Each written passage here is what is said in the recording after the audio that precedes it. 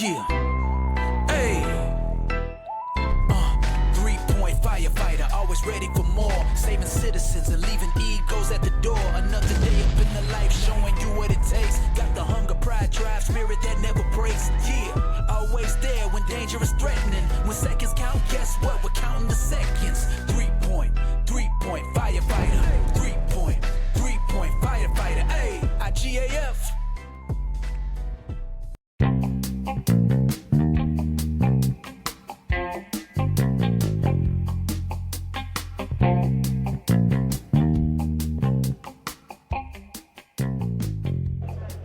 Welcome back to 3-Point Firefighter. Today we're at Fdic, day one of this exhibit. First interview of the day, my buddy Zach, who just happens to work at Fire Facilities. I forget your position exactly. What is it? Oh, Jake. The boss. No, I'm not the boss. You come off bossy. Hey. Wow.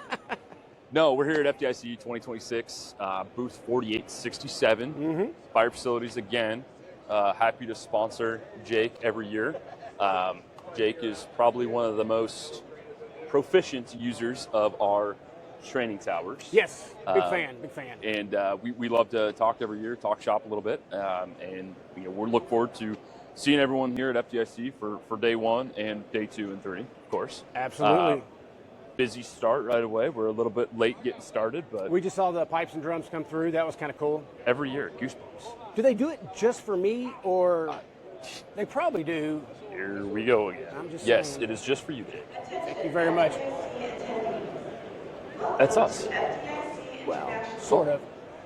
So I want to. So we usually do this. We'll start doing my first interview is always going to be with you. Then our last interview tomorrow is going to be with you. And we started a tradition last year. Do you remember what that tradition was? We had a cold beer. I'm a little scared. No, cold beer. Oh yeah, we had a cold kind of beer. relax a little bit, talk about it.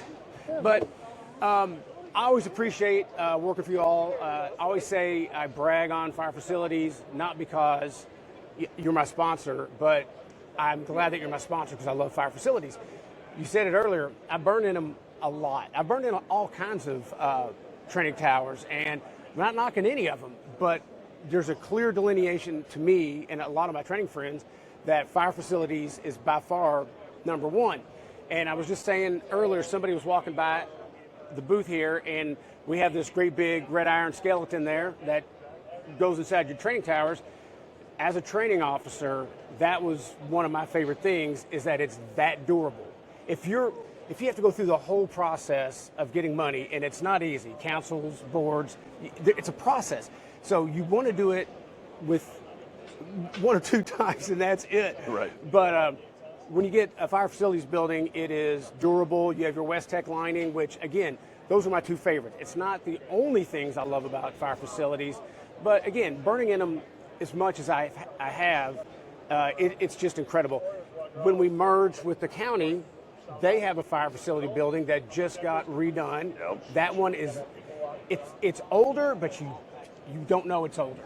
Yeah, I think that's one of the key pieces to our buildings is, hey, they might be 15, 20, 25. In Traverse City, Michigan, we've got a 32-year-old tower, and it hasn't had any repairs, and they've done a really good job of taking care of it. But the difference with our structures, is exactly what you mentioned: the red iron superstructure, the West-Tech lining system, and at the end of the day, your building gets dirty.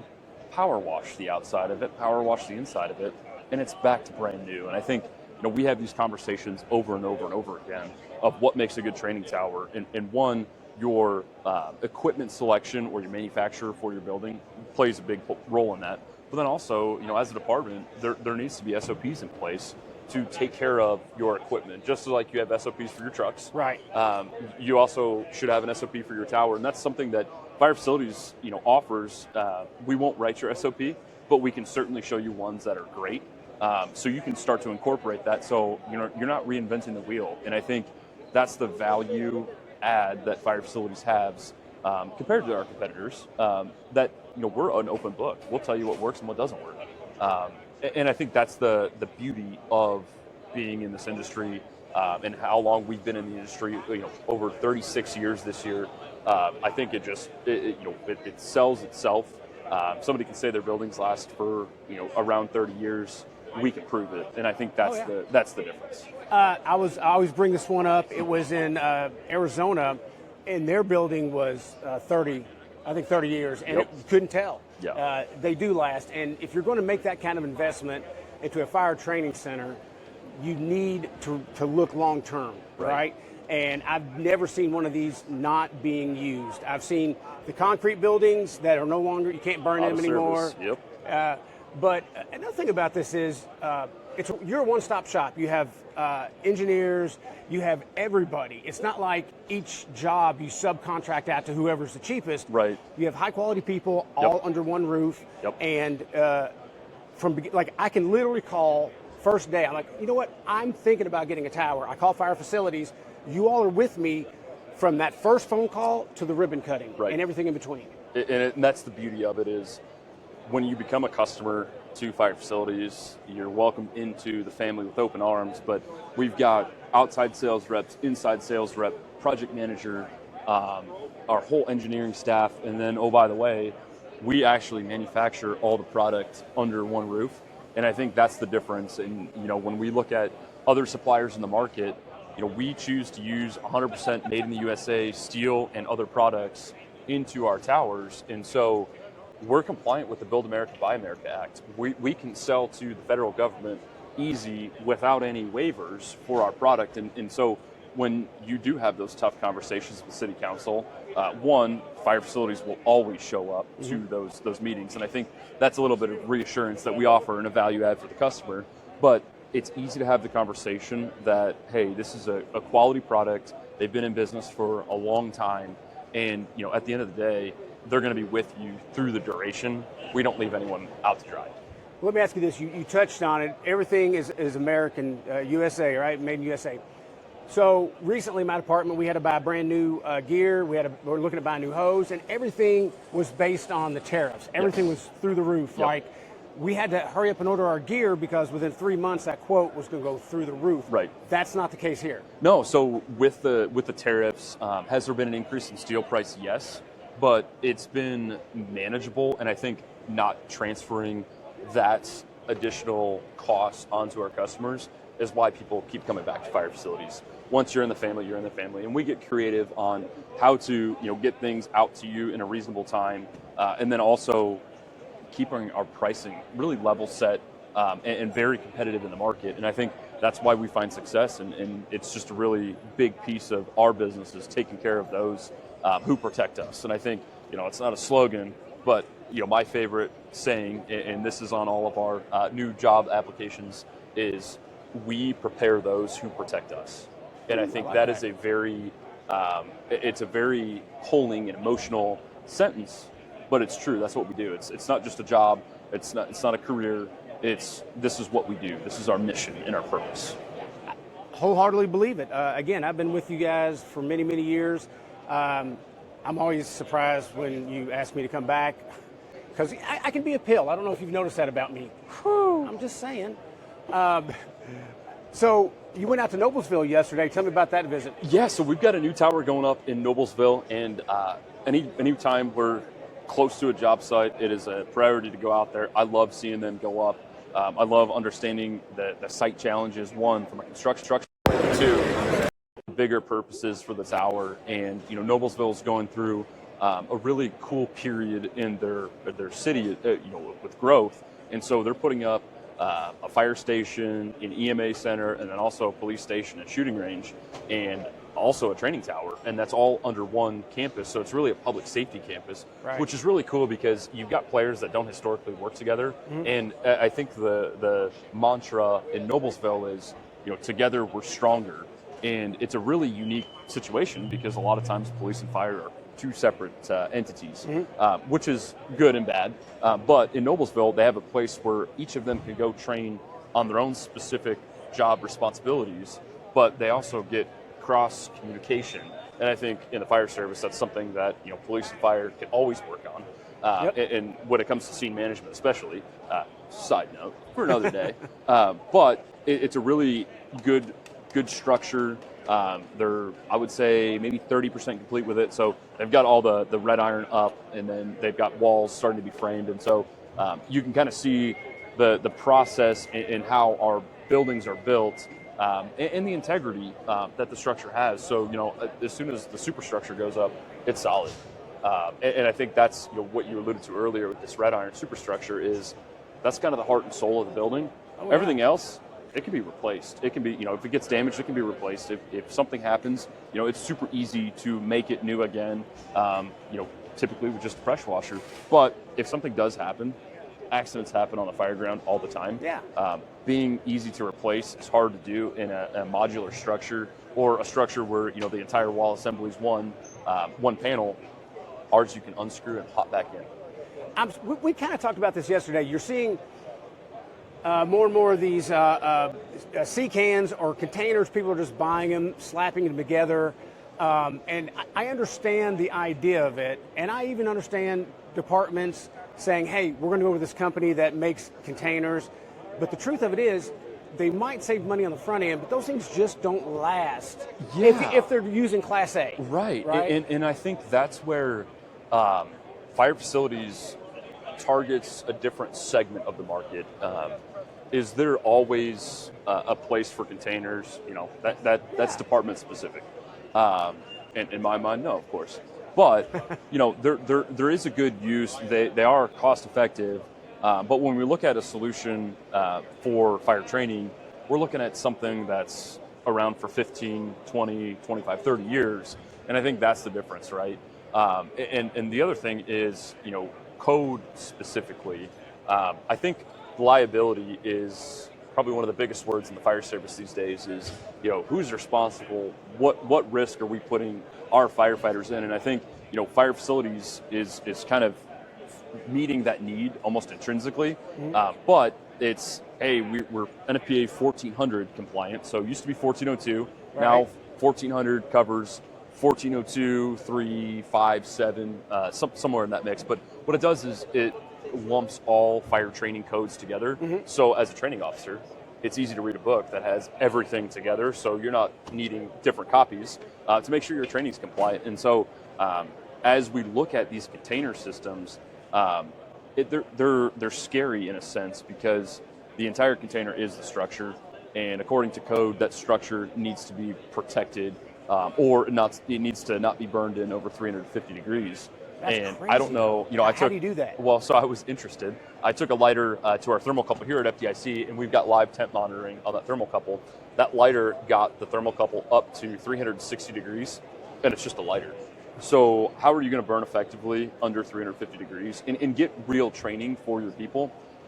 To me, that's impossible. And so when we start looking at effective training solutions, Fire Facilities fits the needs, but then also protects departments from a liability standpoint because we've got all the temperature logging data. It spits out an Excel file. You put people's names that were there on that training. You can tell exactly what temperature they trained at and if there's any risk, that the department's under if you exceed training thresholds in your SOPs. That's really neat. Now, I struggle as a training officer with liability, right? Because I feel like my first focus is always the safety of my people. But at some point, you're a fool not to think about the liability. You got to have that liability. And what you're talking about, let's say you're deputy chief of training, so you're not at every training, right? You got a training cadre. Right. Now you can check and see exactly how it went. There's no mistakes. You can taper your policies, your SOGs. You're like, all right, you guys are getting too hot. Look at the amount of time, all of that stuff. So I see that as being a gigantic extra instructor, I guess, really for the training branch because now you have all that information. I love it. Right. So it's and the nice part is it's on an Excel file, but we also offer cellular solutions that it'll go right to your phone. If they hit over your burning threshold, why not? You will know. And so cool. And you can make a call right away. And so I feel like that coupled with the NFPA inspection program we offer, the 5-year inspection for Class A buildings, 10-year inspections for gas buildings or Class B, we're really protecting the department, but then also protecting the firefighters with our solution. It's a great product. Before we wrap up here, I got to ask you, what's your favorite model, base model? I got mine. I think if you remember mine, I'll tell you mine next. Here's the hall crawler. I know that.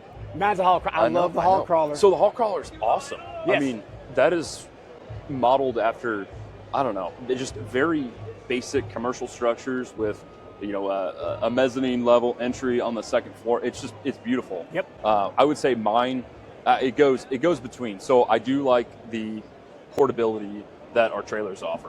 Mm-hmm. I think it's an awesome training tool, especially when you look at like a county perspective, where maybe you have 8, 10 different stations, different departments. You can train on that trailer at your station and not take trucks out of service. Yeah. So I think that's unique, and I do think it's a really good solution, and it's super cost effective. But I tried and true will have to go the biggest model. I do like our Commissioner, but I do like it the 30-foot wide model because you get an extra 8 feet for a commercial hallway on the base floor. That's nice. And that is, you can hit all of your residential, all of your commercial, and you have a tower section, between 4 and 8 stories. That is just, you have to have that type of training when you've got 4-story hotels with standpipes, right? Yeah. It's just, it's hard to train on everything, but having the tools that make it easy to train on everything, maybe not at once, but it's available in there. Absolutely. What's yours? Hall crawler? Tell me why. Always the hall crawler. Yes, it is, because it's so deceptive. First time I saw it in Wasilla, Alaska, I looked at it and I said, okay, it's nice. I went inside. It was like 3 times the size inside. Oh, yeah. It looks like a little thing. You could really, what we did, we had multiple stations in that hall crawler. We probably had 3 or 4 stations, both in and out. It seemed like it was a different setup every time. Every single time. Before that, mine was a Commissioner, but having burned in that hall crawler, I'm like, for the money, for the footprint, absolutely, you will not beat it. Still my favorite. Well, in Wasilla, is there hall crawler built into the side of a hill too? Yep. Yeah, you got to go around. Yeah, which is, so everyone wants to train on the basement scenario. So we're not against the basement scenario. Code is 100% against the basement scenario. So how do you get around that? You do the building to the side of a hill and walk out on the bottom. So we've got some super old towers. We're talking 4th, 5th towers we've ever built into the side of a hill. And the training that they offer is so unique. Now, code stipulates burning below grade. That's how you get around it in the hill. But super unique situation and super fun problem to solve. If basement fires are a concern, we can certainly accommodate that. The basement fires are so underrated. They have killed a lot of good firefighters, and we need to train more on that. Right. And that hall crawler, you can do it. You can do it in any of your buildings. Right. I've done it. I've taught basement fire around the country in so many of these, and you could do it for anywhere. But I do love hall crawler. Yes. I'm getting a tattoo on my lower back. Oh boy. Yeah. Right. B-roll. I'm just saying, I got a dolphin jumping over the sunset as my tramp stamp, and then I'm going to put hall crawler above that. You know what? Maybe I won't. I heard it out loud. It did not hit the ear I just feel right. like it didn't. Yeah, it didn't land. But funny nonetheless. Career in stand-up is severely limited after that, but it's all about timing, right? Yeah, it is about timing. Damn it. Sorry. Well, I appreciate you giving me some time. Now, tomorrow we're going to have a beer, I hope, to see how it's gone for us. Yes, absolutely, Jake. Always a pleasure. Thank you, brother. Thank you. Today we're at Fdic Day 1, booth 4867. I have my second interview today with one of my favorite people in the world, Tony Ambrosia from Scottsdale, Arizona. Brother, thanks for being on and doing this exact podcast twice, because I did not have it recording the right way. The technical difficulties aside, Yes. it's great to be here today. I can tell you, Yes. I'm not as angry as I was the last time I was on your podcast. You were salty. I was a little salty. You brought the spice. Realistically, I had lost a bet, and that nobody had ever heard of you, and the losing side of the bet had to go onto your podcast. That's so right. It did. I'll take it, however it may come. Now, listen, I don't want to brag. I hate throwing numbers around because I feel like I'm bragging on how popular I am, but I have over 7 subscribers. I had 8. My grandmother died. So I got 7 subscribers now, so I'm kind of a big-ass deal. So, well, and I would tell you that you've actually grown, because I don't know if that number was any bigger a year ago when I came on. So I looked at your podcast and I said, he's grown up a little bit. I got nothing else to do. I might as well come by. I'm glad that your boredom combined with apathy got you in my booth. There we go. No, actually, really great to be here. I'm glad to be a part of this. So.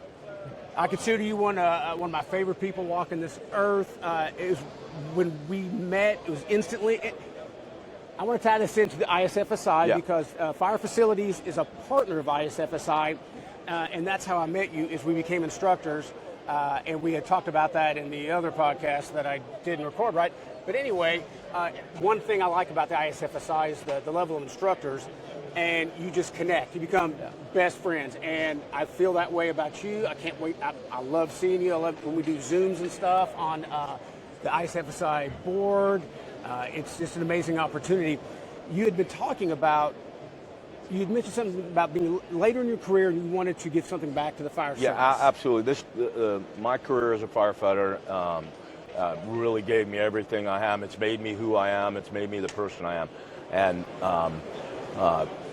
my father had always taught me that, once you get to the level that you love being, when you still love going to work and you're over 50 years old, it's good to start considering, okay, what can you give back to the job?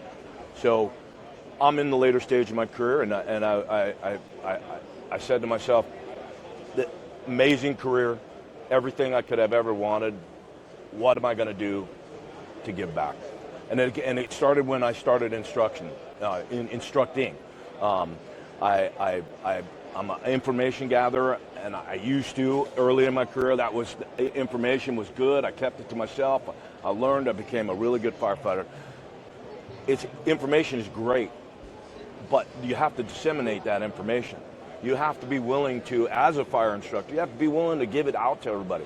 So I've spent the last 5-10 years of my career gathering that information and then providing that information for anybody who wants it, whether it be members of the ISFSI, members of my own department, members of the Phoenix region area in Arizona. I literally just want to make things better and safer for everybody that needs that information. So that's kind of my passion right now is getting that information out to everybody and any way I can do it. And coming on this podcast is another way to, we need to generate the older guys, you and I, need to generate new instructors. Times 2? Give or take. Okay. So we need to generate the new instructors coming up because we're not going to be around forever. Right. And the ISFSI gives us that opportunity to build those instructors that are going to take our place.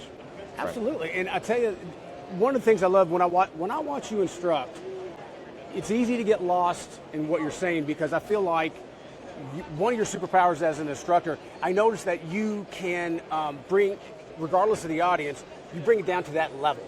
I've had a lot of instructors, I've probably been that instructor where you talk over them and you tell them verbatim what's on the PowerPoint. You have to be able to, as a good instructor, you have to be able to know your audience, know what they need to know, how they need to know it, and you have to relate. If you do not relate to, I don't care how good you are in understanding NEFS or ISF, if you can't relate that, then but that's where you're great at.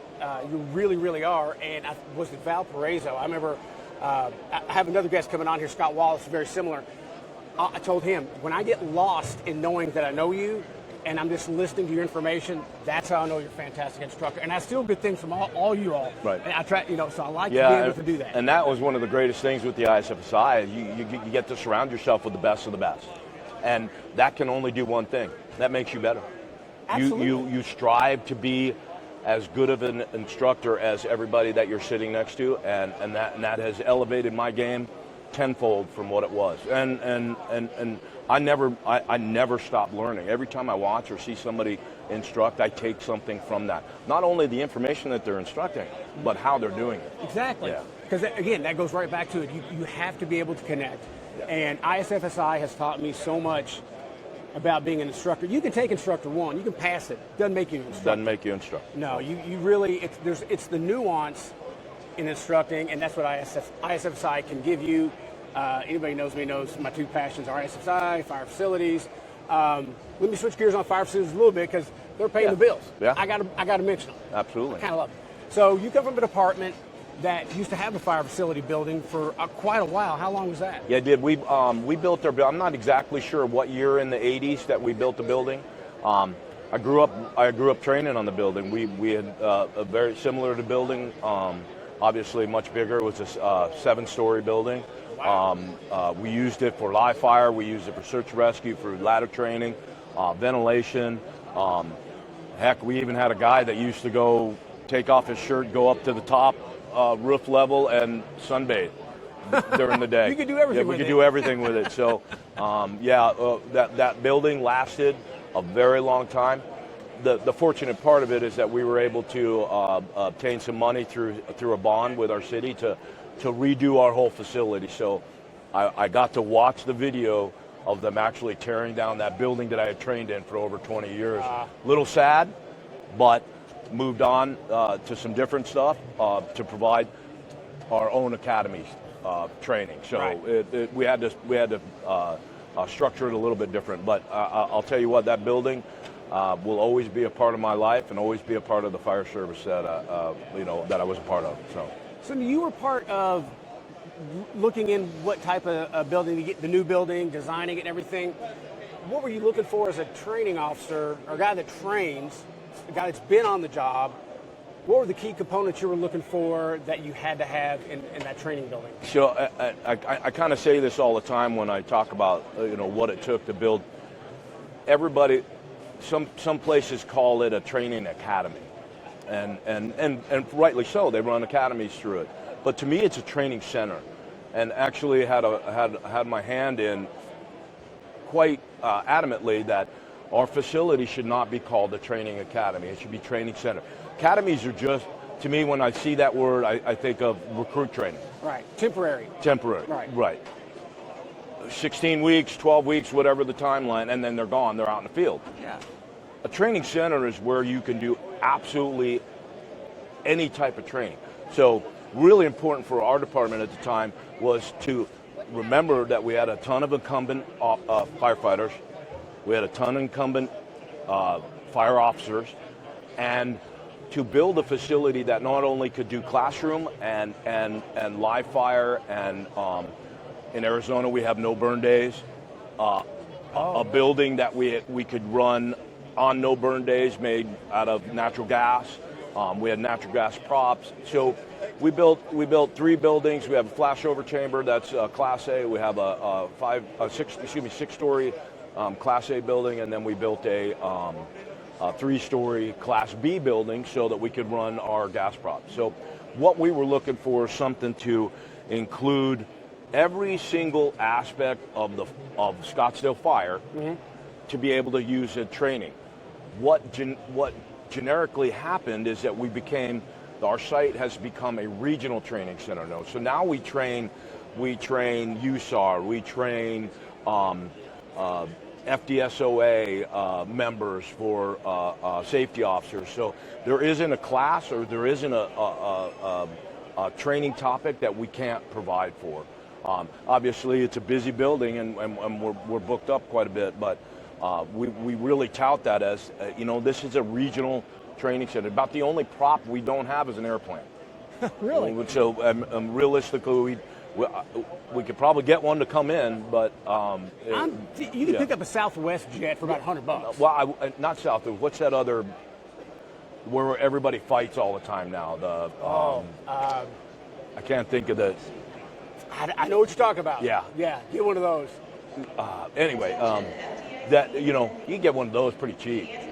Sure. I'm excited because this summer I get to come out and see your training area. Yeah, that's another thing. If you didn't mind, I'd like to talk about. We have an instructor development conference coming up in August in Scottsdale.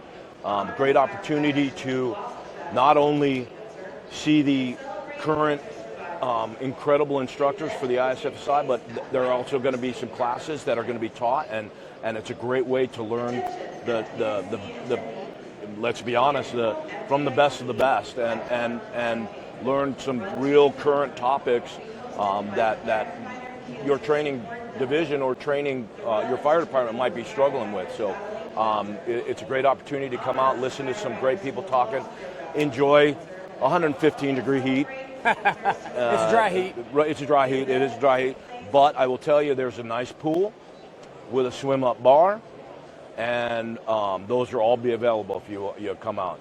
I was out there last year. It was one of my favorite conferences I've been to because it was so instructor-driven.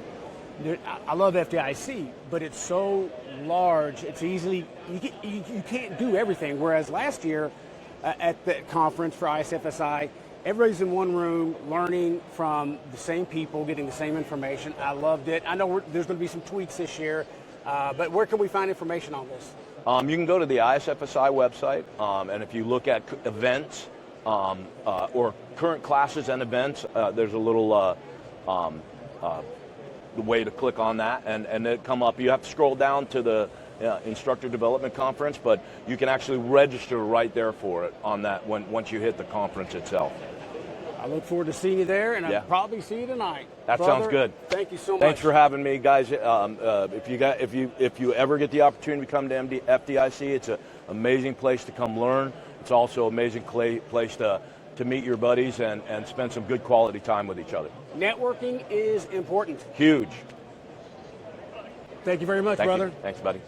Today's podcast was sponsored by Fire Facilities, designers and manufacturers of realistic, built-to-last training structures and mobile units for 35 years. Make training count. Visit firefacilities.com for more information.